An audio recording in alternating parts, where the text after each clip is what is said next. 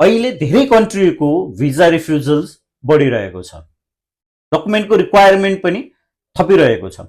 यस्तो अवस्थामा एकपछि अर्को स्टुडेन्ट फ्रेन्डली पोलिसिज ल्याउने कन्ट्री भनेको न्युजिल्यान्ड मात्र हो।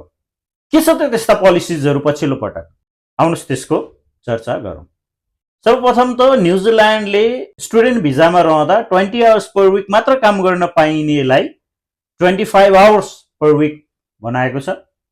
सर्टेन कोर्सहरूमा मात्र पिएसडब्ल्यू अभाइलेबल हुन्थ्यो भने अहिले तपाईँले जुनसुकै कोर्स पढ्नु भए पनि 6 मन्थ टु 3 इयर्ससम्मको पिएसडब्ल्यू पाउनुहुन्छ। मिनिमम वेज रेट पनि अप्रिल 1, 2026 देखि इन्क्रिज भएर 23.95 न्युजिल्यान्ड डलर पर आवर भएको छ। 2024 को कम्पेरिजनमा 2025 मा भिजा सक्सेस रेट पनि हाई रहेको छ र यो डे बाई डे इन्क्रिजिङ छ। पिआर प्रोसेस त झन् इजी बनाएको छ। एउटा एक्जाम्पल लिउँ। मास्टर्स पढ्दाखेरि पहिला तपाईँले 5 पोइन्ट्स पाउनुहुन्थ्यो सकाइसके पछाडि र पिआर को लागि आवश्यक पर्ने 6 पोइन्ट मध्ये 1 पोइन्ट चाहिँ 1 इयर काम गरेपछि पाउनुहुन्थ्यो। त्यसरी 6 पोइन्ट पुर्याइसकेर तपाईँले पिआर को लागि अप्लाई गर्न सक्नुहुन्थ्यो।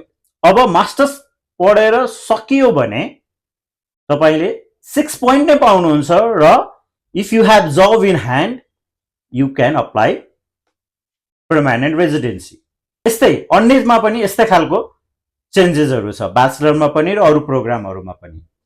अरू स्टुडेन्ट फ्रेन्डली पोलिसिजमा सबभन्दा important fee payment, tuition fee payment after AIP approval only र अप्रिल 2, 2026 देखि चेन्ज भएको फी ट्रान्सफर स्किम एफटीएस पनि यो स्टुडेन्ट फ्रेन्डली नै छ।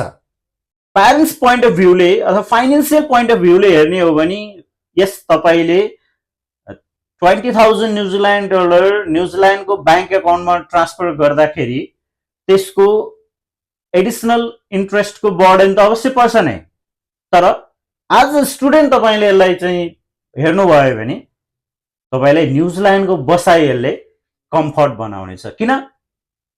त्यो अमाउन्टलाई तपाईँले एभ्री मन्थ 1667 को दरले पाउनुहुनेछ। भनेपछि तपाईँलाई त्यहाँ बस्न, खान र आफ्नो डे टु डे लाइफको लागि त कुनै पनि प्रब्लम हुने भएन नि त। त्यस कारणले गर्दाखेरि this is also a good point and good policy that New Zealand is welcoming student. Apply New Zealand, visit SDC Bagbazar. See you soon.